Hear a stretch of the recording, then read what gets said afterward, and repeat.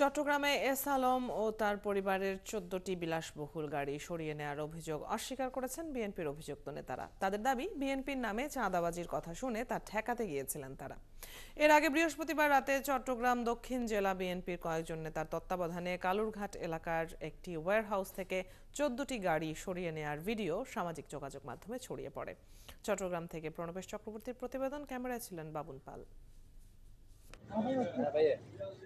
বৃহস্পতিবার রাতে চট্টগ্রাম নগরীর কালুরঘাট বিসিক শিল্প এলাকায় মীর গ্রুপের ওয়্যারহাউস থেকে একে একে সরিয়ে নেওয়া হয় এস আলম গ্রুপের চেয়ারম্যান সাইফুল আলম মাসুদ ও তার পরিবারের সদস্যদের বিলাসবহুল ১৪টি গাড়ি।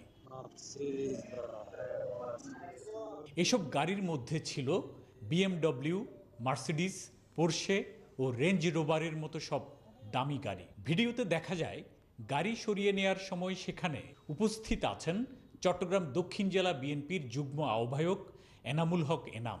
এছাড়াও ছিলেন আহ্বায়ক আবু সুফিয়ানের গাড়ির চালক মনসুর এবং ছাত্রদল ও যুবদলের বেশ কয়েকজন নেতা।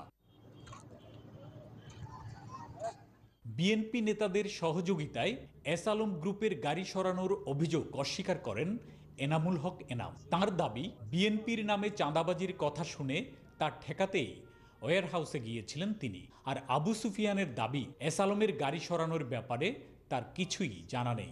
কেন?